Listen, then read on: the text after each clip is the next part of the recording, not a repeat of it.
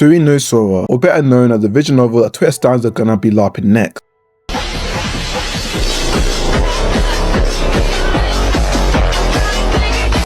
Don't Kill the Messenger is the spiritual successor of Tsubarashi Hibi, Wonderful Everyday. Developed by Kuro Q and written by an author who generally loves to show off how many books he's read, Skaji.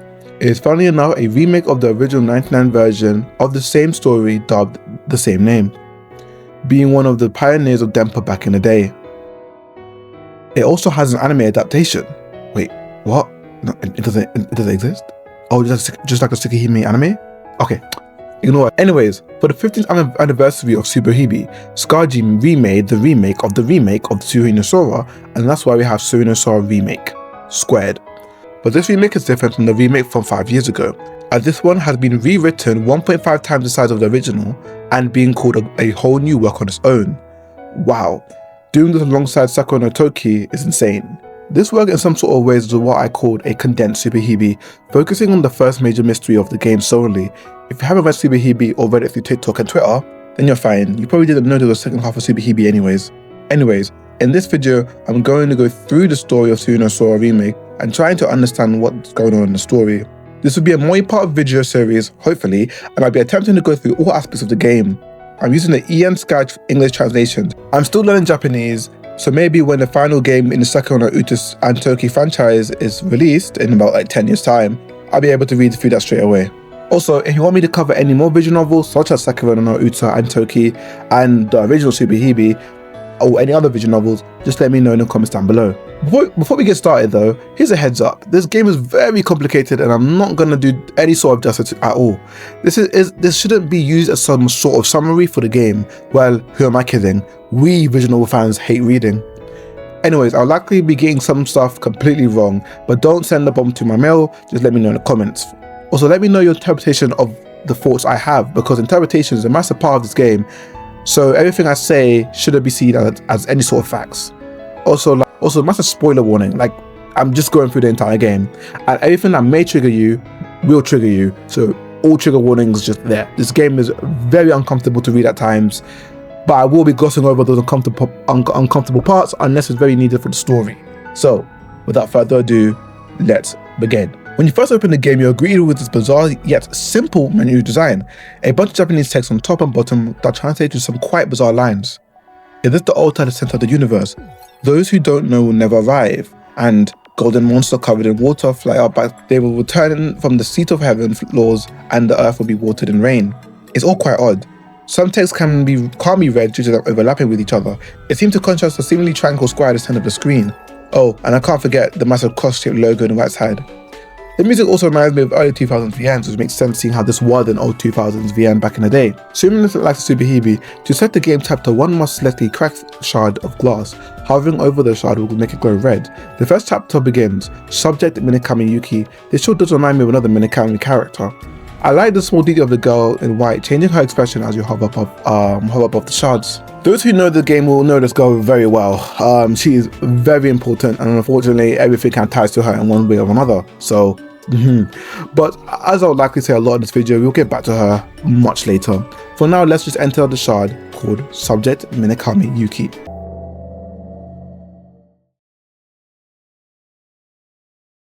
Yukito is awakened by Kotomi, or well, he attempts to wake him up.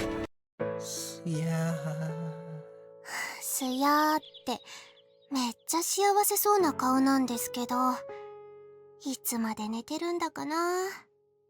ユキトってば、いい加減起きなきゃだよ。なんでこの人は起きないのかな。起きなきゃだよ、ユキトくん。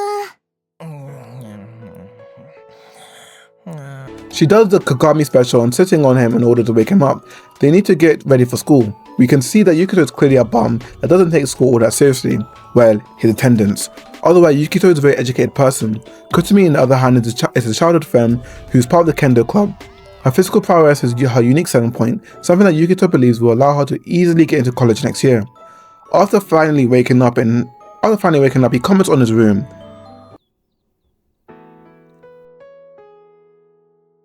起きた時の風景か。まだ寝ぼけているのかな。Although Yukito is a bum who's not on top of his academic life or well when it comes to his attendance, he has a very unique perspective on things and questions a lot of stuff. This is what assures me that what I'm looking at is my memory, or maybe something other kind of evidence that's scattered throughout the world. Kotomi notices that Yukito reads a lot of hard books. She wonders why Yukito is even in the same school as her, as he's on top of class in mathematics and constantly and always read difficult books. Mind you, Yukito hates his literature classes in his school, but is very good at maths. We then learn that Yukito used to live overseas. It was meant to be a safe space, but the company his parents worked for was seized by terrorists and unfortunately both was killed. He was a sole survivor with no traces of his existence. Yeah, if you found this odd, I don't blame you. He made it all up. He's just an ordinary person. He lives alone as his family travelled to his grandma who's dealing with dementia.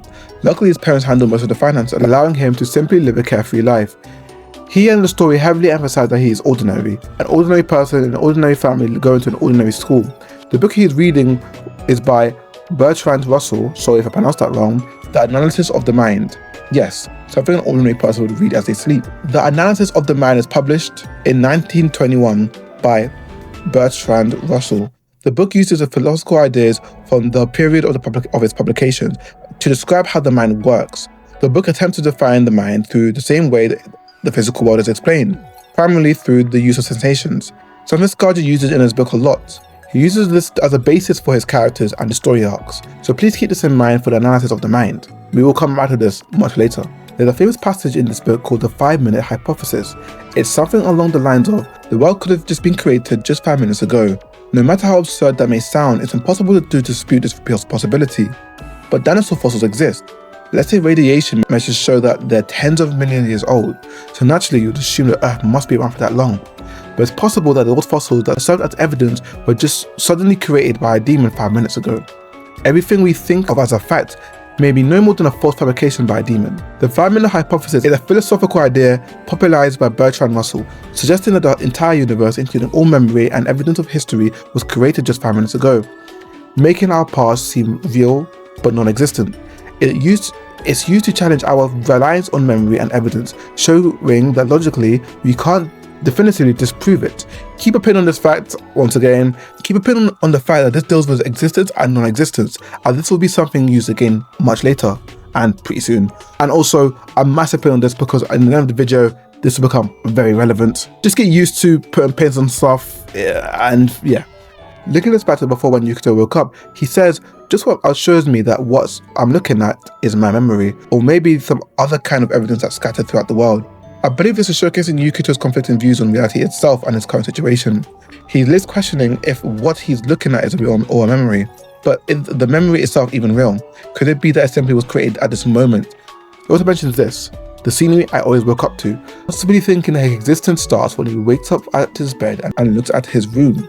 Everything beforehand, he's yet to fully conclude. At least that's what I'm believing currently. The 5-minute hypothesis questions memory, and the fact that Yukito himself is also questioning if the now is perhaps a memory is pretty noticeable. It could also be that Yukito believes that prior to him awakening, he was in some sort of non-existent state, and now exists, as he wakes up to the scenery he always wakes up to. Despite all of this, Yukito is upset that the book doesn't go out on this topic as much as he hoped it would, making him disappointed. It turns out Yukito reads quite a lot of philosophical books, but he always ends up being disappointed. He's never satisfied. Anyways, after eating breakfast with Kotomi, who by the way lived next door to Yukito, they head outside. Kotomi has an issue with the sky, and asks Yukito if the sky stuff is blue.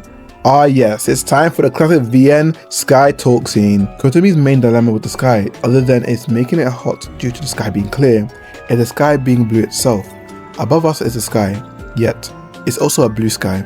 Space itself isn't blue. Yukito gives a scientific answer to her question, but she continues. She wonders why the blue sky hides the universe and all the stars and information. Even though the sky itself is transparent, it's only an illusion. For Kotomi, it's similar to a blanket covering us from seeing space. Yukito calls her out on the fact that she's being strange, and she agrees. For some reason today, she feels like she's feeling this way. This is noticeable because earlier in the story, Yukito says that, and quote, for whatever reason, on the particular morning, that thought leaves a strong impression on me. We're mentioning the fact that he wakes up feeling the same. For some reason, these characters on the 20th of July, -7, feel odd. Anyways, they talk about plans for the future, as this is their final summer term as high schoolers. As soon as they enter the gate to school, however, Kotomi said that something feels very, very different. Even Yukito feels it and tries to hide it. They enter class and hear everyone gossiping among themselves.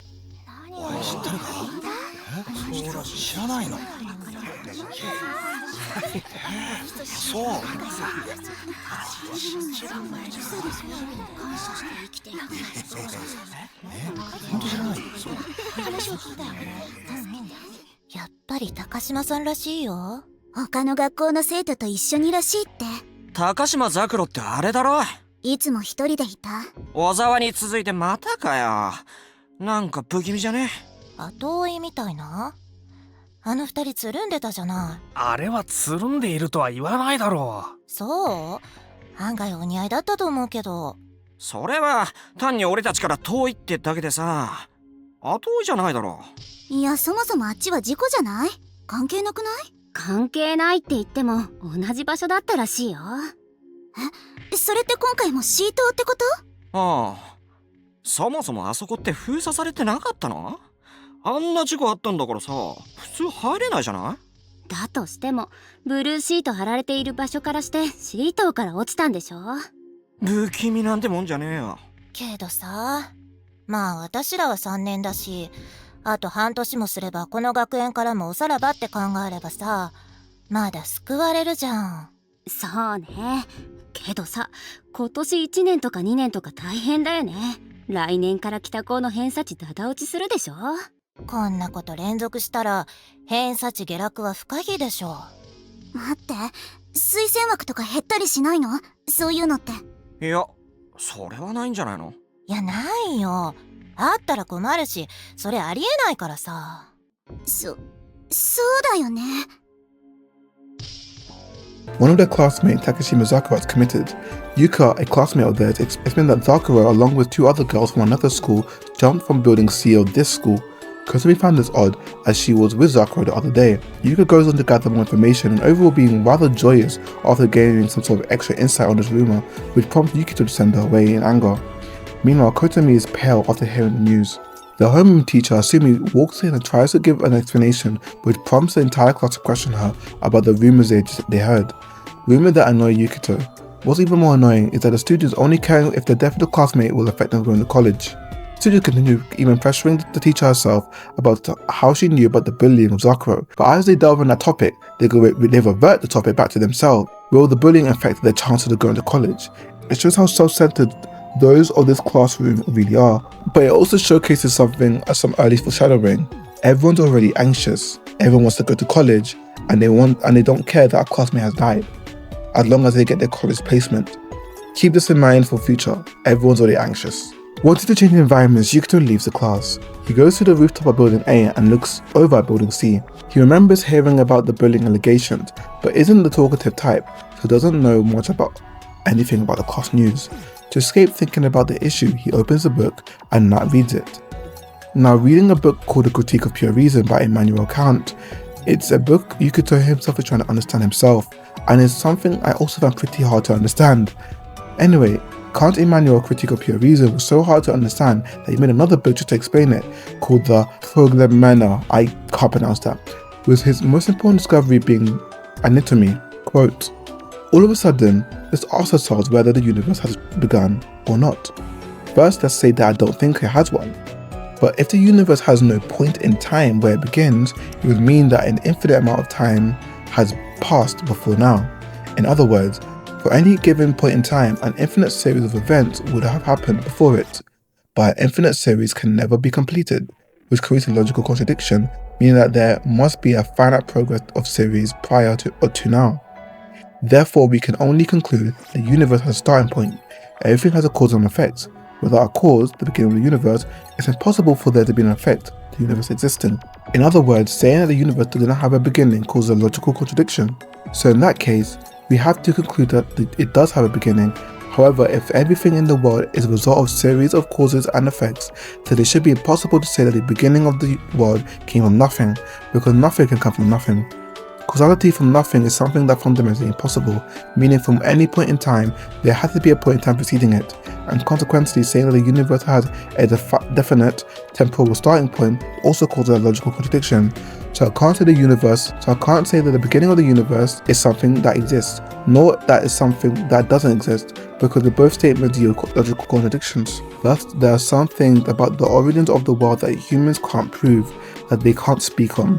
The starting point of the world's space-time, limitations, the minimum unit, the origin of creation, God, and so on. These are all things that can't be proved by human reason, so when it comes to fundamental questions like these, humans can't say anything. Existence and non-existence, two sides of the same coin. As Yukito dwells on this book, someone speaks. 語り得ぬことについては沈黙しなくてはならない。ん？その本は面白い？ The girl who we learn is Otiyashi Ayana. She's in the same class as Yukito, but they have never truly spoken, as he's never even seen Ayana with another person before. Despite not ever really seeing her, like ever, he knows of her, and knows that Kotomi would know her. 本。初めて話すな。何やっているんだ、こんな場所で。面白い？って話聞けよ。純粋理性批判。ああ、そうだよ。カントの純粋理性批判だ。カントってあれのこと？ああ、哲学者の。女性器。She's the best character in the story.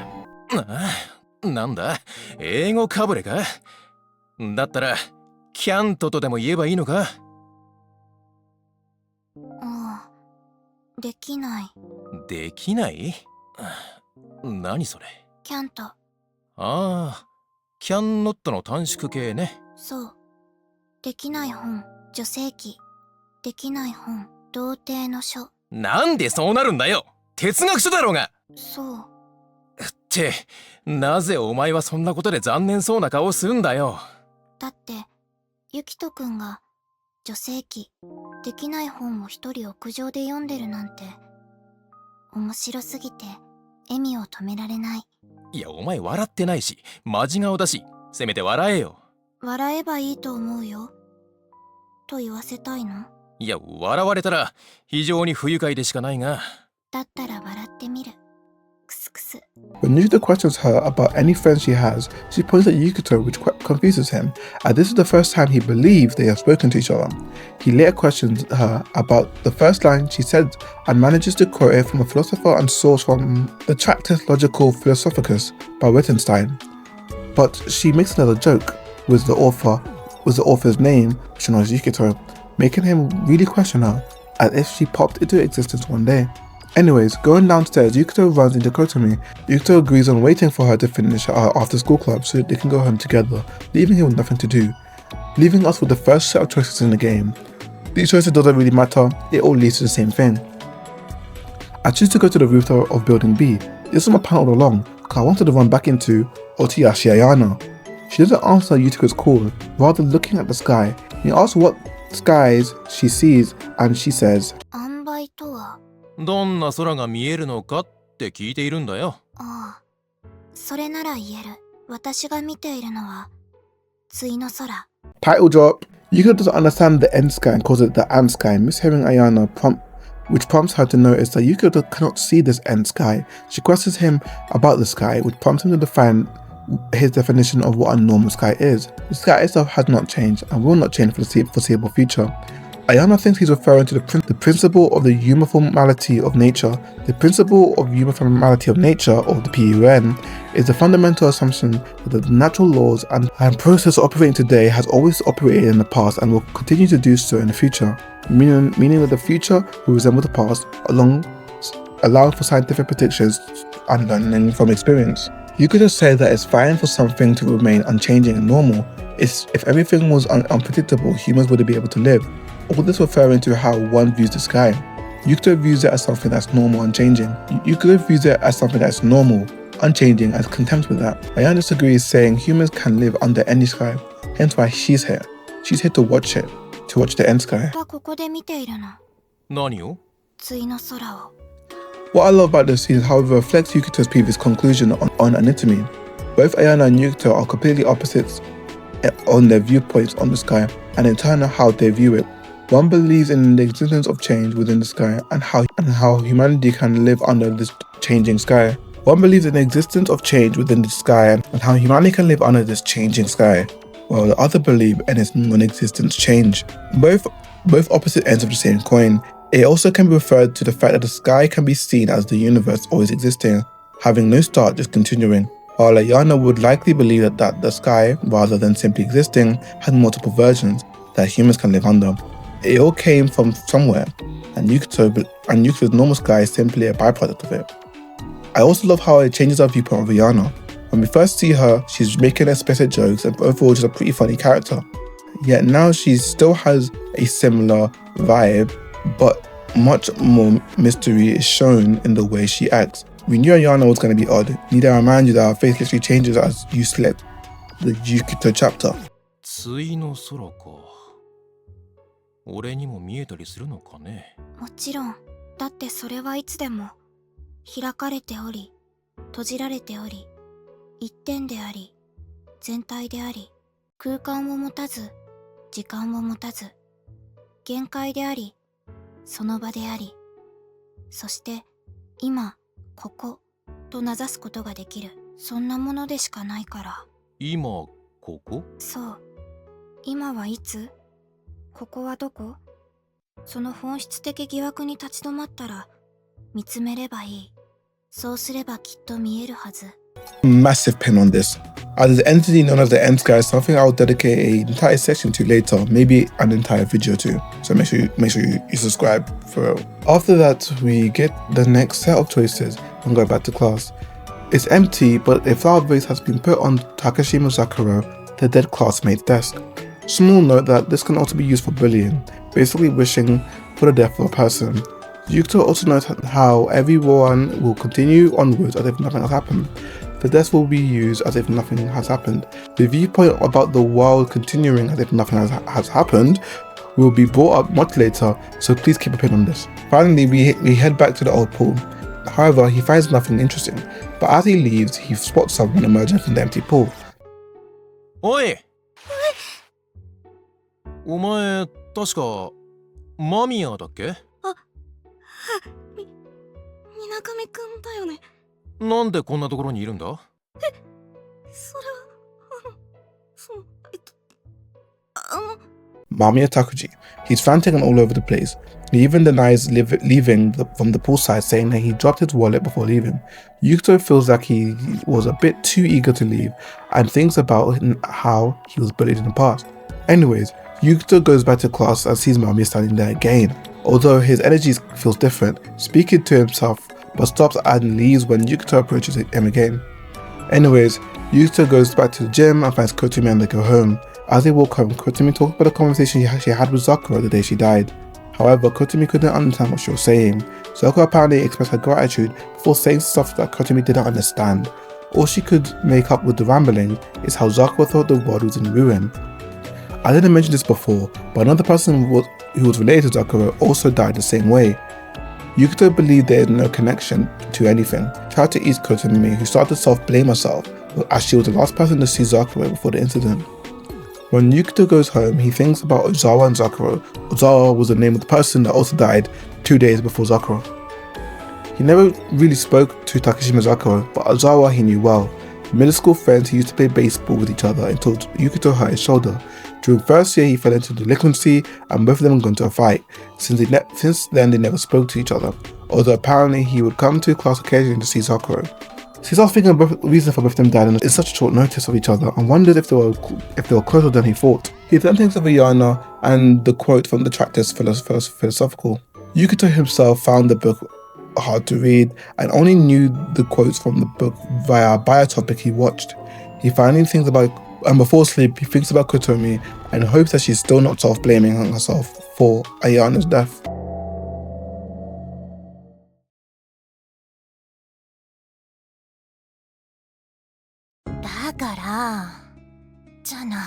So, ノストラダムスの予言ってじゃない？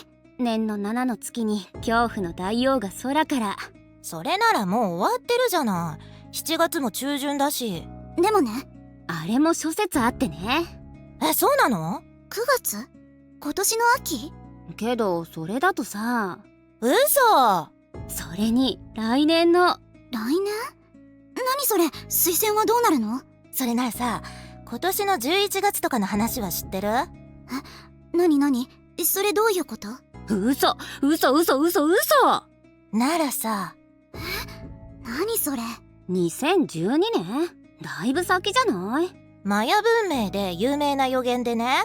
だったら今年の7月っていうのは？世界の滅亡は1999年の7月って昔から言われてたじゃない。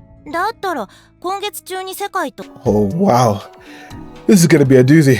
Although I went on a bit more detail than I initially wanted to, this next couple of days will go a bit faster. Do not ruin the story for anyone because you should read this yourselves, because the next couple of days are going to be very confusing. And I'm likely to get a lot of stuff wrong because it's where the story really spikes in its wordplay. Anyways, Yukito is shocked by how the rumor changed from Zaku's death to prophecies of Nostradamus. He thinks of Nostradamus and how many of his prophecies was vague to understand, allowing interpretation to warp the supposed meaning. With this, a warped perspective of the rumor has apparently started. Apparently something major will happen this July, which has gotten everyone in a frenzy. They get fresh air outside, however Kotami still feels off. She worried that Zaku's was the preparation for the end of the world. ものすごくバカバカしい話なんだけどね。高島さんの自殺は世界の終わりに備えてのものだったってみんな噂しているの。世界の終わりに備えて自殺？なんだそりゃ。1999年の7月、その20日に世界が終わる。高島さんが死ぬ直前に私に話していたのだけど。Kotami reveals Zaku mentioned that line to her personally. She showed how this now became a rumor everyone in school is going on about, as it matches the Nostradamus prophecy, or this fake one that has been circling around the school. After calming her down by downplaying the situation, they head back to class. Yukito, although being the voice of reason to Kotami, is still anxious himself. The death of Zaku and the final lines about the end of the world, the Nostradamus prophecies, and how people secretly desire the end of the world all fester in his head when we see a brand new face. Yukito obviously doesn't remember her name, and she introduces herself as 誰？ひどいです。Minakami先輩は私のことをまだ覚えてくれてないのですか？やすこですよ。 junior head of the Kendo club. She has an older brother in his class, but as usual, Yukito doesn't remember. Anyways, Yasuko was looking for Kotami, but seems to have just missed her. She mentions how Kotami speaks well of Yukito. Jane gets closer and asks if the world is truly going to be destroyed on July 20th. Rather than approach this as a rumor, she's just straight up asking. Yukito and Yasuko discuss how the world could possibly end in 6 days. 逆に質問だが、もし仮に人類が滅びるとして、あと6日でどうやって滅びるんだ？わかりませんけど、例えば核戦争とか。 The main takeaway from the scene is that she truly believes that the world's going to end. But after Yukito talks her down, she relaxes. It shows what power these rumors have on people in school. Yasuko only heard it from people in her class and she fully believed it, but in a sort of this is highly likely to occur type vibe and not a crazy one. Yukito breaking the spell snaps her back into reality, but even as she leaves, her face still is anxious. Yeah, this is definitely a character that I hate. But you know the drill, keep a pin on why, you'll see later. Yukito links this rumor spreading like a virus, but a virus that preys on the insecure, weak-minded people. It festers and spreads to everyone who's insecure and anxious, and Zaku's death seems to be the catalyst for that. As he dwells on that, he looks out the window and sees someone that fills him with an anxious feeling. By the old pool, Mami Takaji stands there, or well, what looks like Mami Takaji. Frankly, he's acting completely different than before. 今の状態はまさに三角形なんだよ。2人しかいないのに、なんで三角状態になるんだよ。そう、そこだよ。2点であるものは本来なら直線上に結ばれることになるはずだ。ただしそれは幾何学的空間と時間においてでしかないんだ。でもね、そうじゃないんだよ。幾何学の問題ではないんだ。これはそういう問題じゃないからこそ大変なんだよ。あるいは、いや、それこそだ。君がもしここに来てくれれば、ここに来ることができるならば、四角形になり得る。He says a whole lot of stuff that we will get into later due to literally none of it making any sense, so pin on that. Anyways, Yukito noticed that he seems like the only person to not concern himself with the death of Zakuro or the end of the world stuff. He notices Ayana at the rooftop B and heads there. She's looking up at the sky, and as Yukito follows her gaze, something happens. 空見ているのか？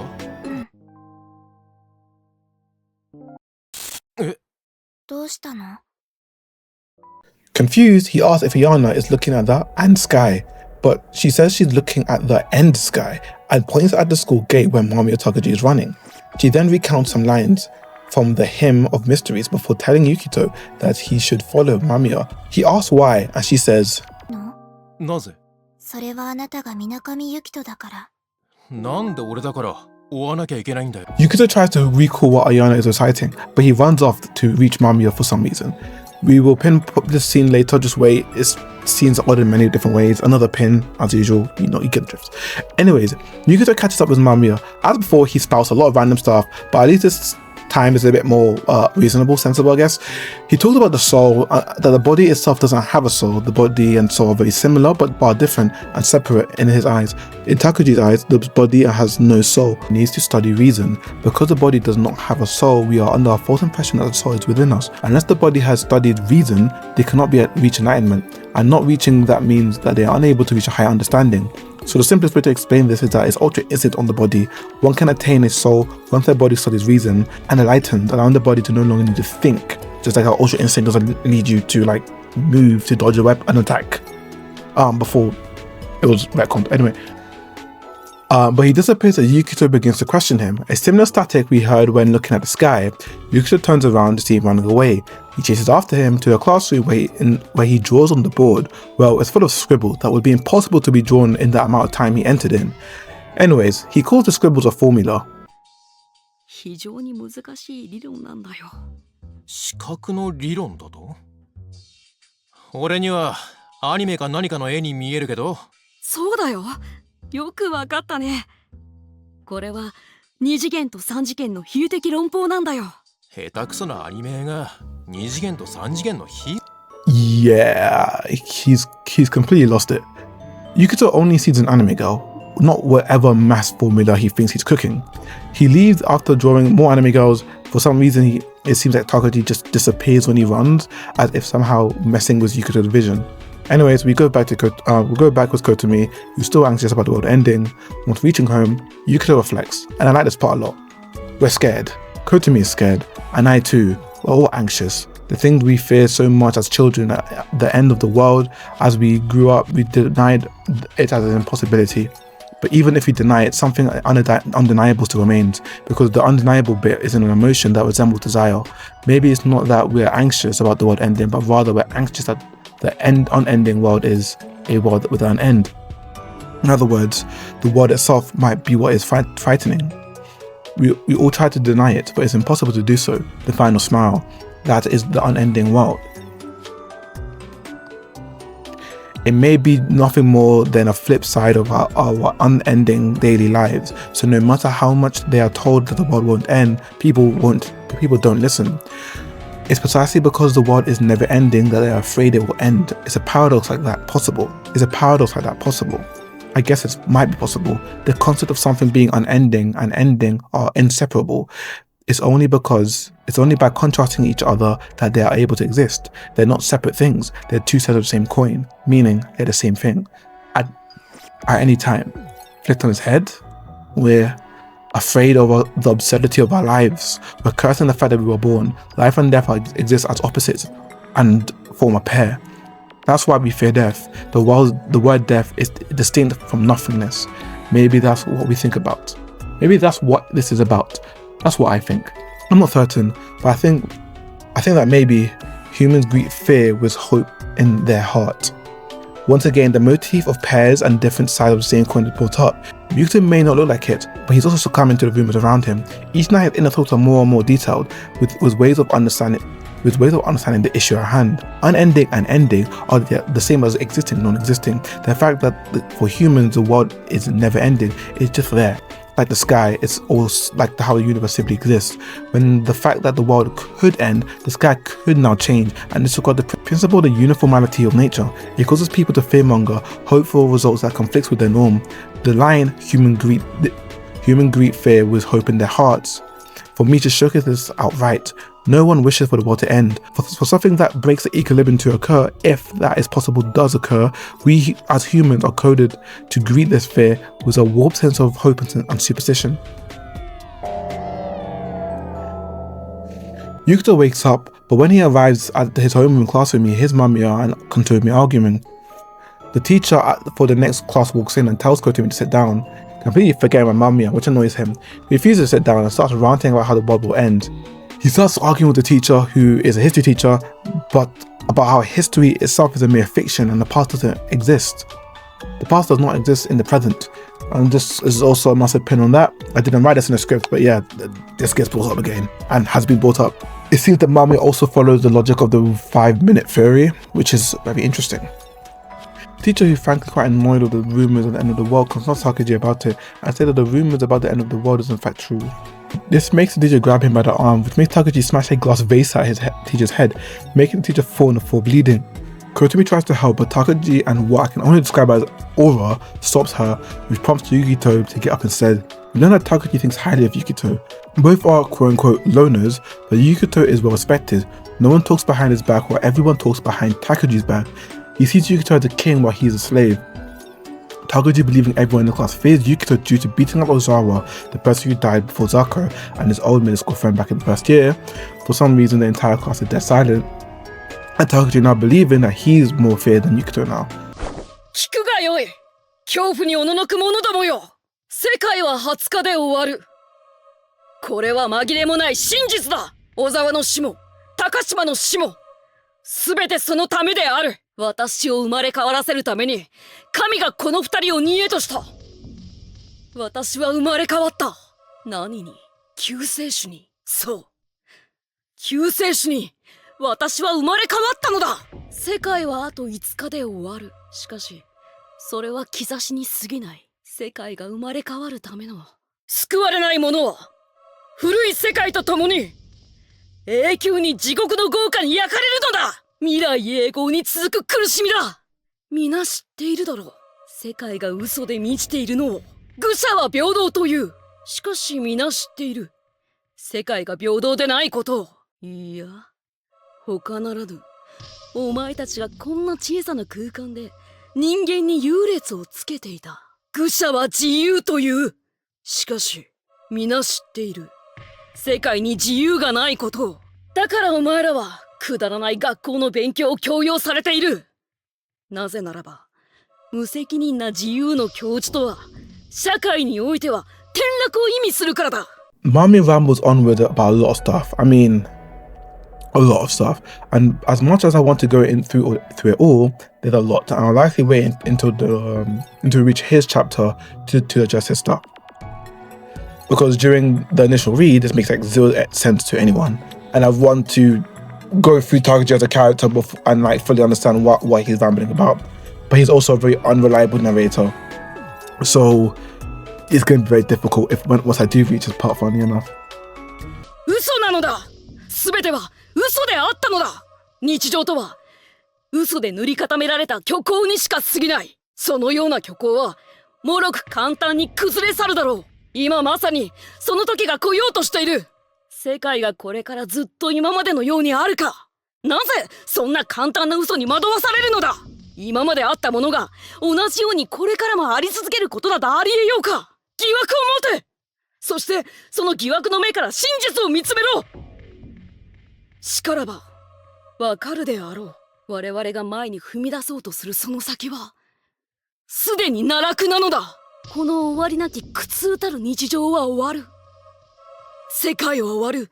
確実に終わる。これが真実なのだ。そのことだけをお前たちに告げに私はここに来たのだ。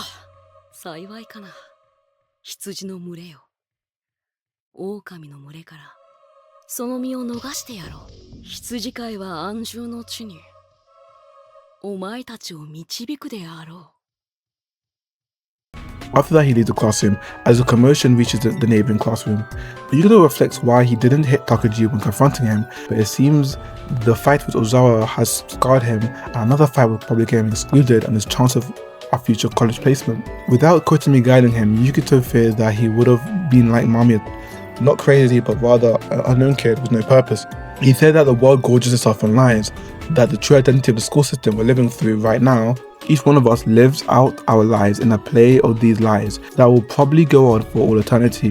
What we're learning right now is what's necessary to survive in this society. We will each graduate and go on our own paths, going to college, grad school, working in countless companies and government offices out there. We have to continue to live our lives playing but the same part, adjusting our masks as necessary, reading the mood, a skill developed through years of school life. In order to prevent this daily life from collapsing, we must continue to live playing our part in this life, simply searching for a role, searching for where we fit in. Yukito starts to even agree with Mamiya's speech a bit. The world is filled with lies and there's nothing we can do to stop that. He then thinks on why people kill. The desire to socially eliminate those who are different remains prominent even to this day. It's been done for generations. Humanity was built to eliminate those who oppose them. Even nowadays, anxiety will cause people to harm others. That's why people lie. People search for masks. Like many before us, we act out our lies. Without lies, the world cannot go onwards. We invented many of these lies ourselves. At times, people call them freedom. At times, they call them equality. At times, charity, and so on. We invented them, all of them. We acted as if we discovered these, that they existed before humans, that they aren't lies, even if they are. Yet, we must have realized that they are lies. And even if we do, we must speak of it. For it, we can no longer believe in the shared lies. People must find new lies once again. However, Yukito didn't want to believe it. Rather, he wants to continue to live out this lie, because we have to start from somewhere, right? No matter the lie, we have to affirm our present and live out today, believing tomorrow will come. The mindset Takuji follows is one who has given up on life. They cannot accept the lies of the world. Yukito is approached by Yana. She questions why he's crying, and Yukito explains that he feels lost.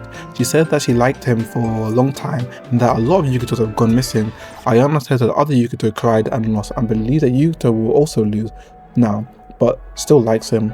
Okay, remember the many of Ayana pins from the scene where she points to Mamiya and Yukito chases after him? Well, keep that pin still there. We're not quite done, and it's going to continue happening.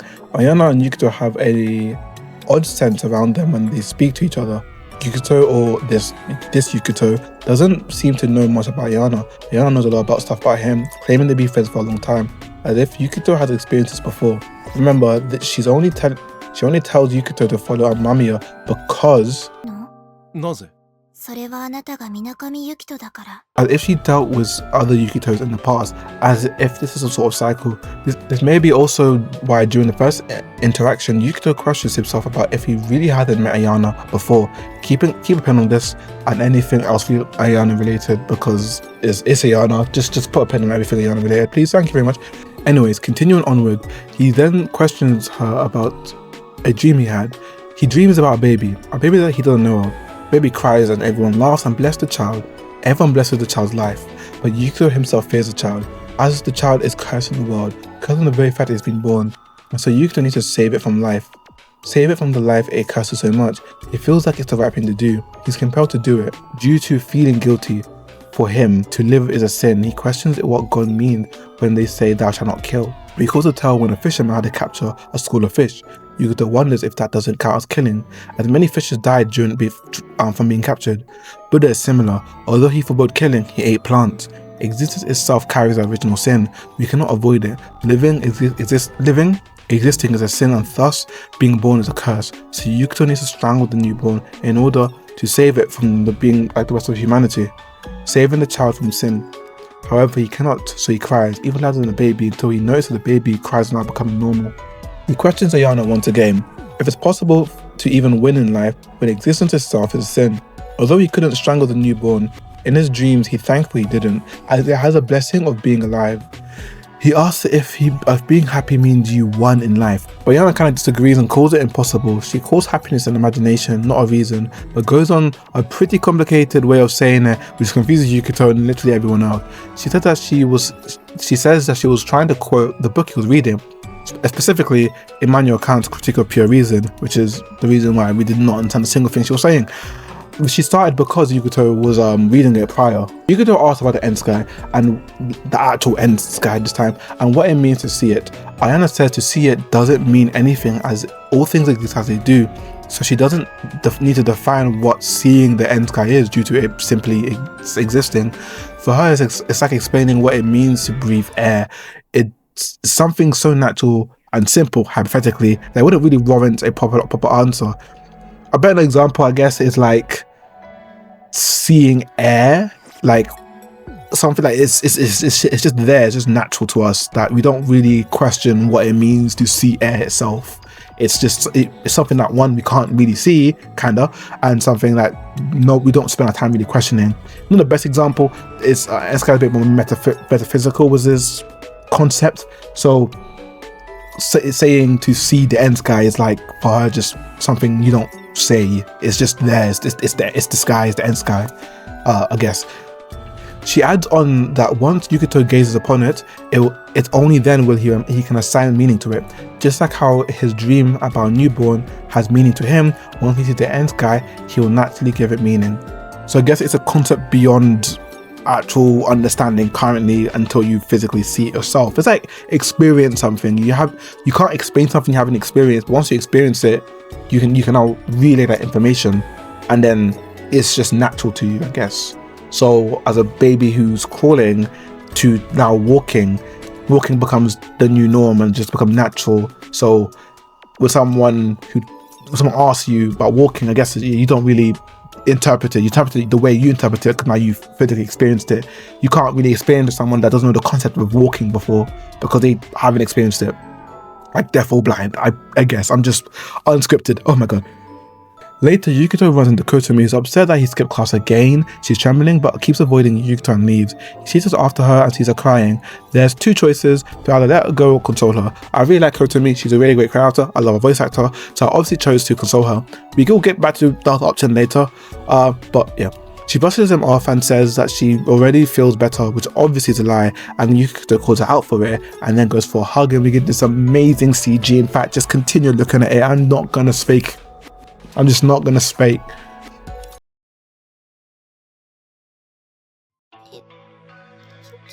こうやって抱きしめればわかる。見ただけじゃわからない。だってさ、お前はいつでも我慢して、どんなことがあっても強く言おうとしているからさ。だからわからないよ。こうしないと。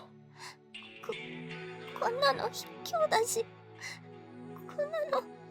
Yukito finally tells Kotomi about how much she actually helps him in his school life till now, and they both confess their feelings for each other and continue hugging.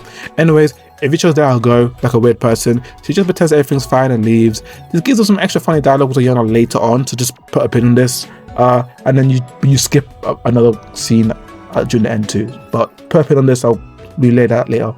Later, Yukito's homeroom teacher, Asami, confronts him about not being in class, but instead of being angry, she asks him if he is also scared about the rumors. もしかしてあの話を信じてそれで逃げてたの？あの話？もしかして世界が20日に終わるとか言う？そうよ。それあの噂ってやっぱり。なんですかそれ？しかも逃げるってなんで？ Weird. Anyways, Yukito simply wanders the streets when he runs into Yasuko, but she's a bit off. Once again talking about the end of the world and how it's going to end on July 20th. In fact, she starts saying some uncanny stuff to Yukito as if she's fully succumbed to the rumors. She talks about the... さあ、太陽が東から昇って西に沈みます。明日の朝にナメック星が北から昇って西に沈むことはないのですか？それはなぜそう思えるのですか？ Yukito says that basically just won't happen due to the uniformity principle, and Yasuko asks if the principle concerns human emotion too. Yukito, not agreeing with her, says this. なるほど。よくわかりました。何がわかったんだ？琴美先輩も水上先輩も見誤っている。だから、あなたには琴美先輩は救えない。救うってなんだ？ And yeah, she just leaves and then becomes the worst character in the game. For this route anyway. Kotami has morning practice, so Yukito once again almost arrives late to class. The teacher hasn't arrived and everyone is quiet due to looking at him. Okay, so Yuka says that Mamiya is now the new savior and everyone has been deceived by Kotami. And after class, Kotami wonders if due to everyone fitting into a role in school life, as in everyone finds a unique way to fit in a school formula, that's not succumbing to the rumors will get them outcasted.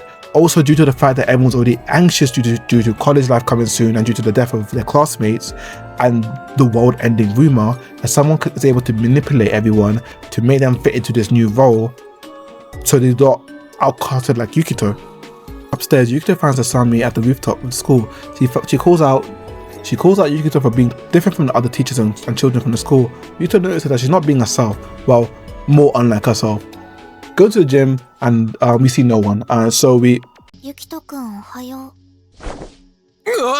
Ayana is just simply reading a book about octopus's consciousness, something you do in a school gym. As octopus have 8 limbs that can regrow and form new consciousness, yet having one body, she wonders if a human can have a singular body and many consciousnesses. Put the largest pin you can find on this and my future Super Hebe video if I ever end up making that, because that's just relevant in everything. Just for the sake of your sanity. Anyway, she wonders how different octopus decentralized nervous systems compare to a human society. If a single human has a single brain and a single consciousness, what would make mankind as a whole?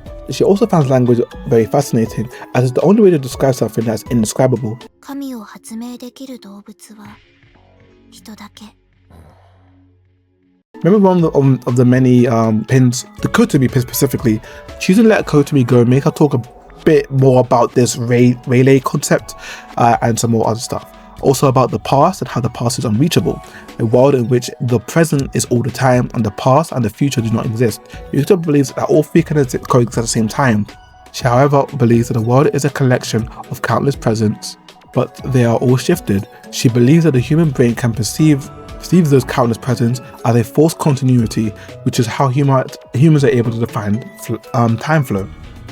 So yeah, depending on your choice, it will depend on how the conversation will basically end. Either she talks about time and how it will end, and I mean the definition of time itself, or how octopuses and human and mankind are kind of similar in terms of one body, multiple consciousness, or how, if time is now and if the past and future even exist yet. Which is pretty odd that Yukito says that all three can kind of coexist when he was kind of alluded to the 5-minute theory at the start of the story. I think he's currently in a really imbalanced state, so he's kind of like not really going with the philosophy that he was like reading or stuff. He likes being reasonable to kind of like temper people, and I guess it just doesn't work with Ayana, I guess. Anyway, Yukito is done with her talking and asks why she's here in the first place. それよりも体育館には誰もいないが、この時間はいつも部活とかやってないか？みんな逃げたからじゃないかしら。逃げる？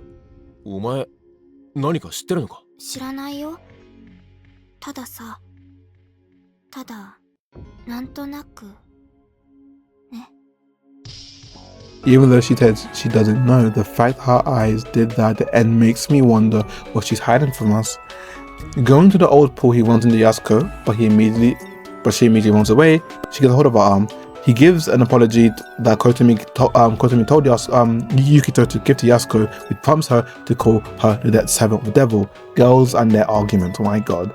She says the reason she called Kotami the servant of the devil is because the savior proclaimed her such. She then breaks free and punches Yukito, leaving him wounded. She is part of the Kendo Club after all. Once he gets home, he gets a call from Kotami's mother, as she hasn't returned home yet. However, the mother is going to call the school and tells Yukito not to worry. When Yukito enters class, there are only 3 children.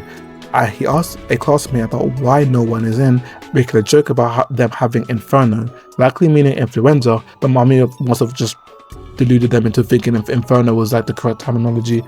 Of course, pinned for that for the Mamiya video, of course. The intercom said that the school's cancelled, but to stay in class, as Yukito is worrying about Kotami, he rushes out of class. He runs into Asumi, and instead of asking her, he leaves class. She asks why he isn't on Mamiya's side. She's also been deluded by whatever Mamiya had been said and calls him the savior. We ignore the teacher and we never see her again. We'll come back to the teacher later. Essentially, she also been warped by Mamiya's like prophecy stuff.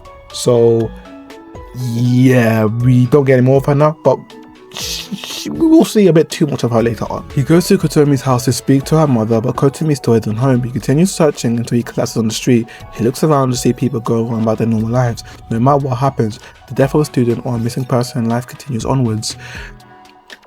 Remember all the way back at the start when we see Zako's vase in the classroom when exploring the school? He also mentions that like the chairs and tables, the table where the vase is placed upon is going to be used by other students as if nothing has happened. And the fact that he always he always is on the path of uniformity, like how things are meant to go. He always quotes it, like the sky is just there. How the time flows is just past, present, and future, despite previous statements. But this is one of the times where he breaks that cycle as he starts to hate on the fact that people are living like this, and we'll get more of it now. He thinks about Sakura and the moment leading to her death, and he wonders what she probably thought. The never-ending scenery is a reality that life continues on with no matter what has occurred. He wonders that if meaning is given to all that exists, and within a story, Sakura would want to end her story in order to give it meaning to this never-ending scenery that continues even after her death.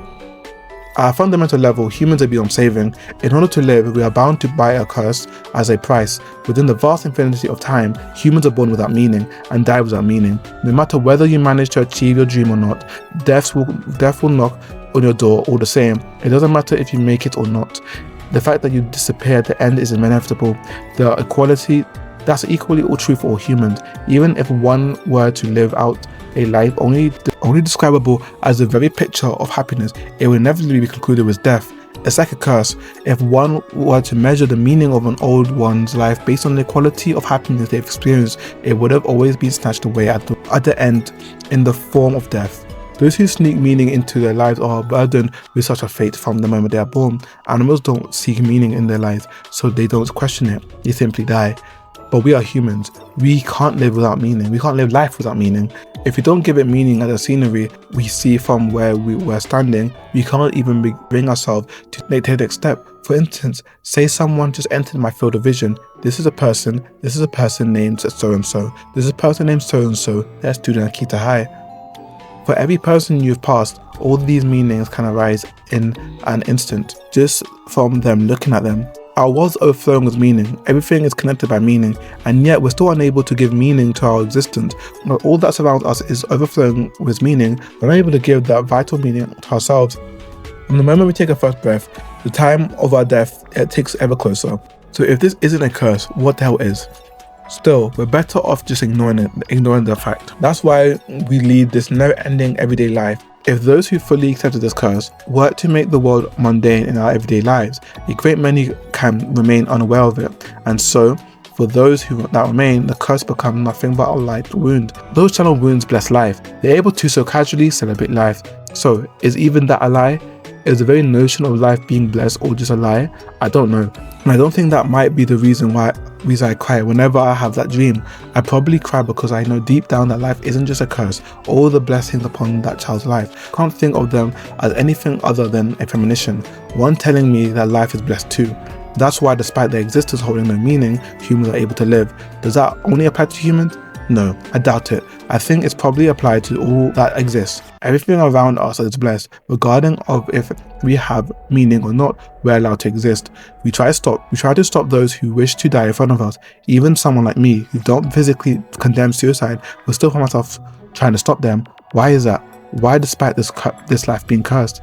And this is one of my favorite moments in the game. Just this text, this thought he has in his head while trying to look for Kotomi, him kind of spiraling with like what's the point of life is I find it beautiful. It's just so good.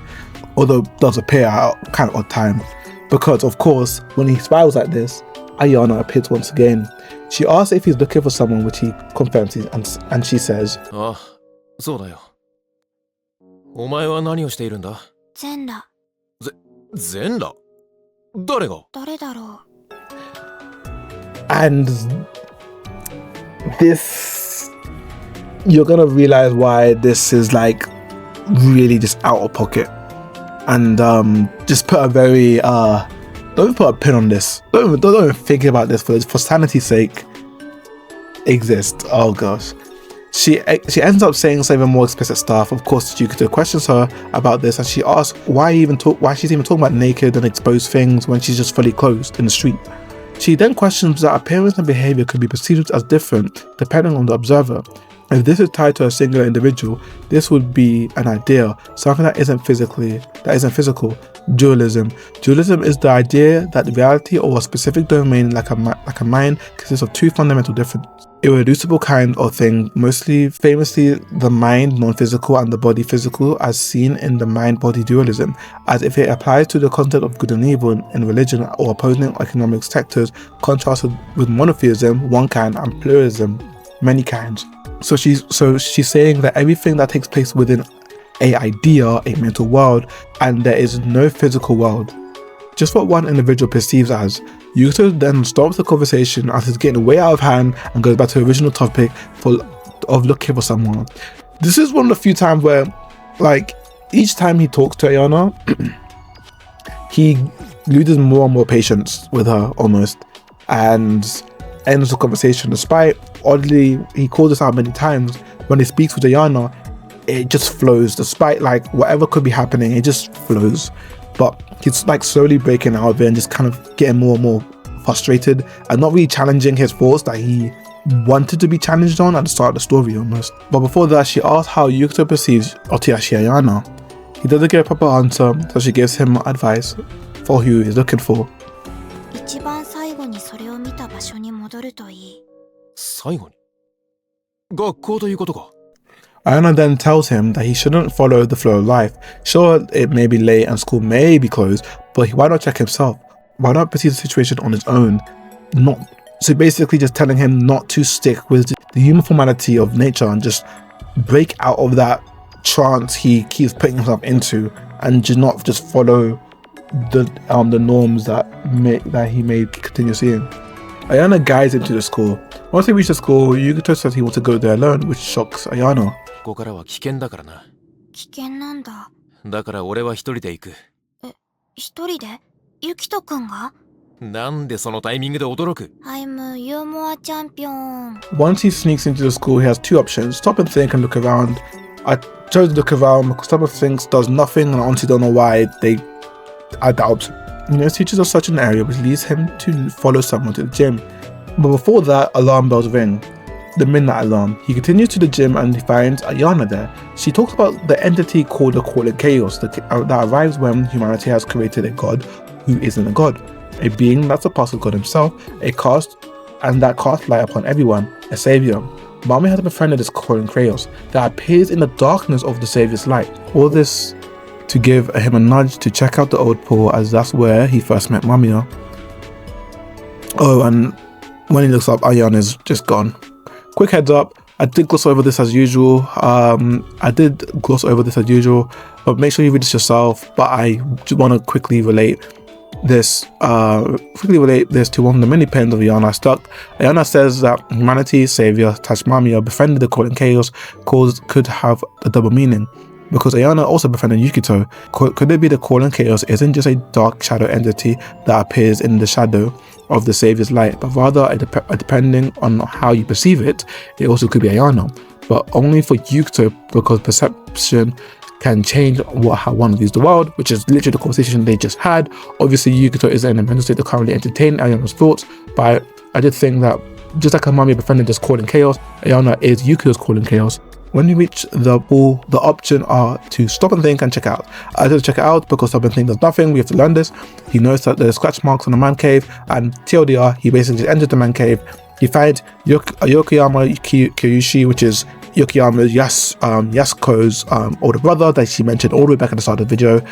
And this is a very weird scene. This is gonna give another warning. The scene is just pretty weird and unfortunate. It's just very odd, but this isn't a Roge, so what do you expect? this is also a very renowned video game, so if you're watching the video and not understanding that this is going to be in the game, yeah, this game is pretty weird. So in this part, I'm going to gloss over unless it's something very important, but right now, I'm just going to give you like the TLDR of this. He finds Kotomi completely unclothed, and to remove one of the depressing pain I told you about just now, this is what Ayana was referencing when she said naked. She was talking about Kotomi, and all the other words was also referencing something. Suddenly, yes, a naked Yasuko arrives with a wooden sword, and they basically fight each other while Yasuko basically explains that she had her way with Kotomi because she had an affection for her. Anyway, Yukito is able to win against Yasuko and takes the unconscious Kotomi out of the place, clothes her, and leaves. Anyway, as they walk back home, he's carrying her in his back. Kotomi talks about her old dog called John that died, and they tell Kotomi, not believing that her dog truly died, tried to look for his spirit and ran out the house to try find the spirit to bring it back to life. A large hill that she could never get over was there, and she thought the spirit of John was going to be on that hill. She thought it was the edge of the world, but once she got up the hill, she just saw more city and more hills. The world didn't have an edge. She started crying, as she knew she couldn't and wouldn't find John's spirit, and that's when Yukito brought her home, and this is how they both met each other essentially. Kotomi wants to clean up first, so she takes a shower at Yukito's house and goes to sleep. Yukito calls her parents just to let them know that the daughter is safe, but Kotomi wants Yukito to stay with her. She confesses her feeling again, and Yukito, upset she didn't manage to save her, kisses her and apologizes, and confesses his true feelings for her, and you know the rest. This isn't a rogue after all. It's just pretty weird that this scene happened so soon. Note that you won't get this scene if you abandon Kotomi early in the story. If you don't confront her and get that very cool hug scene, you won't get the scene. It just doesn't happen. Time flies by, and Yukito takes her home. She asks Yukito to promise that he won't go back to the school. He promises, but I lied. Goes back immediately, as the sense of defeat after failing to save Yukito still haunts him. After preparing, he leaves to go to school. Now prepared for the final fight, July 19th, the day before the end of the world. He runs into Ayana again, and she asks if he's going to see the end sky, which Yukito says he came to beat up Mamiya, and she says that's basically the same thing as the end sky, which confuses Yukito. Anyway, they both end up following each other to the manhole and they enter it. They go even further than before until they find a large open area under the school, and wondering how this place is even lit, they find a generator, and next to the generator some scribbles. Ayana, by the way, these are the same scribbles that he drew in the classroom board of the anime girl. This is the same thing. Ayana asks if the person's poor drawing skill like Soul. If a drawing Soul is based on a technical skill, Yukito sees the scribble as of an anime girl, while Ayana is trying to explain that the scribble holds more weight than it looks like it does. She also confuses about the here and now, which is something they kind of talked about briefly way above in the start of the story about the now. Specifically, Yukito talking about what is now. What is here and now both for Yukito? Ayana's currently asking what is here and now for both Yukito and Mamiya. Now doesn't tell us anything about the space referring to now to Ayana. This is very confusing to say actually, but due to this mind puzzle, Yukito just grabs Ayana, but he lets go after realizing what he's done. Ayana was just curious. All the souls will return to the sky and hopefully shout understanding of the concept of here and now. Man, you just scene of here and now and Ayana explaining this was like, yeah, understandable why Yukito grabbed her. I couldn't understand it myself, but basically saying what is here, what is now, because what's happening currently now does actually happen. You have to understand. Just try to bear with me. It's kind of confusing, but I'll go back into this later. お前一体お前の言う彼らとお前は彼らは私とも言ってもいい。つまりお前は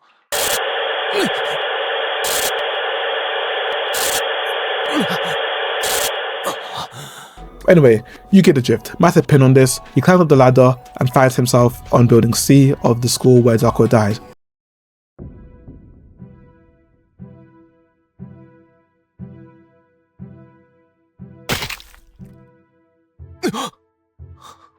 Maji ka? いやいや冗談だろ。 Someone has jumped off. Yukito confronts Mamiya, and as he gets closer, all the missing people has jumped off, leaving a mountain of corpses. Yukito goes to hit Mamiya, where he's done the Kotomi, and he reveals that Yasuko actually had an affection for Kotomi, which turned into hatred, two sides of the same coin. He goes to chase after Mamiya when Mamiya confesses his feelings for him, and behind Yukito is a massive dark orb thing. He immediately understands it and calls it the end sky, and the orb thing kind of just watch.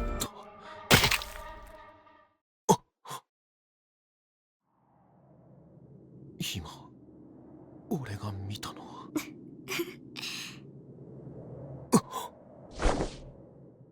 おとなしい。俺あれはなんだ。なんでもないよ。ただ間宮くんが飛び降りただけだよ。なんだって。なんでもないよ。ただ間宮くんが飛び降りただけだよ。でも俺は見た。あれがみんなを殺したのか。なんでもないよ。ただ間宮くんが飛び降りただけだよ。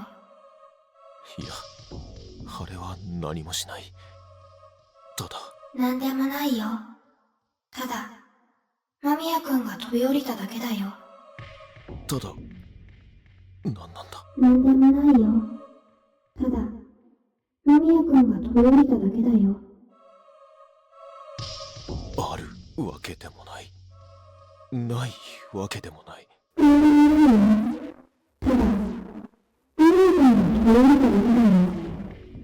であるでも、でないでもない。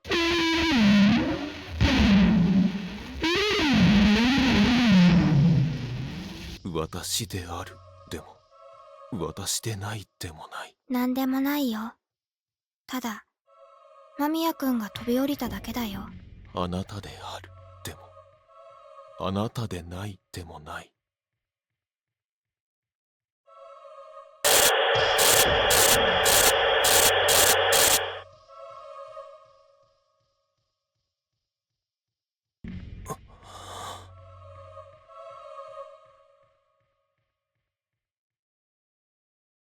くん。ゆきとくん。おとなし綾菜、今一体何が。騒がしくなる。 Snaps out of his trance. The next day arrives. The police arrive and question him throughout the entire day. He gets home and hears the clock and is reminded of what Ayana's question about the now. Where is now? What was called present just a second ago becomes the past. So what is the past? I know it's something that exists in the present, but where did that something go? Where is the past? Do we base our certainty on the past that disappears somewhere nobody knows? The 5-minute hypothesis is a philosophical idea popularized by John Russell, suggesting the entire universe, including all the memories and evidence of history, was created just minutes ago, as I said before, making our past seem real but non-existent. It's also referenced all the way back in the start of the story, and one of the first major pins, hopefully you remember. The reason I bring it up now is due to how it relates to the situation with Yukito, the situation Yukito finds herself in now. The past Yukito trying to figure out was linked to something being non-existent. My random theory is this is all linked to the first use of jewel and two sides of the same coin. Essentially, the now is existence itself. What currently happening in front of us is the now. When Yukito tries to describe the now, it couldn't be explained due to the now being something indescribable, which also relates to the conversation Yukito had with Ayana. Some things cannot be explained by humans. That's what now is. It's simply an existence, while the past is now. The non-existence is two sides of the same coin. What we thought was now no longer exists. It's within the past, within non-existence, and the now isn't simply the present, but existence as a whole. The reason I bring this up is the 5-minute theory is due to it basically saying that everything in the past was created minutes ago. But I believe this is much more extreme than that. Rather than minutes ago, just like how Yukito at the start of the story, just like how the book is reading wasn't going further enough with his knowledge, is instant. The 5-minute theory, rather than being 5 minutes, is now. Like physically, like as soon as now happens, I mean like, oh my god, it's so confusing. As soon as things happen, it is instantly like gone. It's instantly like in the boundary of it being fabricated, the non-existent thing. Okay, hopefully that makes sense. What's also kind of funny is that even though he reads hard books, to find satisfying answers. During the end of the story, whenever Ayana tries to speak, he instantly shuts her down. This could also be due to the situation at hand, which causes him to lack time to feed Ayana's theories, as he states that Ayana, when Ayana speaks, he just has this sort of flow with her. This thing brings me to Ayana. We barely know anything about her for now, and she's a being that I believe is linked to the individual, to how the individual perceives her. This is more relevant later, but remember the pin about this somewhere within this waffle session? When Ayana asks how he perceives herself as Otiashi Ayana, he doesn't answer, but I think Ayana itself isn't a being that works in the same way as everyone else.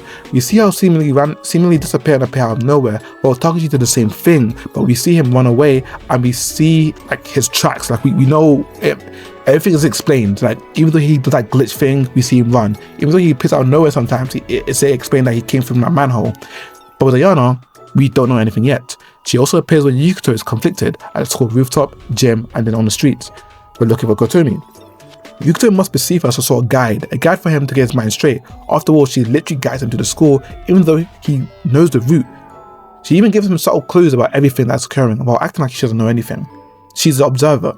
A major thing is when the story sees Takashi scribbles of an anime girl, it seems like Ayana became the magical girl for a second before disappearing, as if Yukito was seeing what Mamiya saw and saw Mamiya's perspective on night. We'll get on to this later. The magical thing is like a proper important character in itself. Okay, quickly going back to the story. He looks at the time, July 20th, a second before July 21st, but as time ticks, the story of subject Minakami Yuki comes to an end. I don't blame anyone for not understanding a single thing that's happening in this first part of the story. The next chapter is subject Wakatsuki, and trust me, we'll learn a lot more. But yes, the main mystery to keep a pin on Takashi with his two personalities and the calling chaos that has partnered with Takashi is in a magical perchance. Seeing how we have Ayana, Mamiya might have that magical girl thing. What's Ayana's deal? Like, what's really her actual deal? What truly happened to Zakuro, because in case you forgot, she was kind of the reason, the catalyst for those story events to even occur. Yasuko, who I currently hate, seems to take the place of Kimiko from the original Super Hebe, which is like, okay, Kimiko's my favorite character in the original Super Hebe, but wasn't as bad as her in terms of what she does. But oh well. But we're probably going to learn in the next chapter about the relationship between Yasuko and Kotomi, so that's going to be interesting. And lastly, what is the end sky? What is the end sky? What truly is it? And that's something we're going to all cover in the future videos. And yeah, just make sure you like and subscribe. Let me know your interpretation of the story and how you perceive it, because this first chapter is very mind-boggling, so a lot of stuff won't be answered now. So all the pins that I haven't even like kind of told you to kind of re-get, yeah, just carry that over to the next video whenever that does arrive, if this does anything like longer wise. But this was a long video. Have done this during like New Year's, like as the fight was happening, because I don't know, just done it.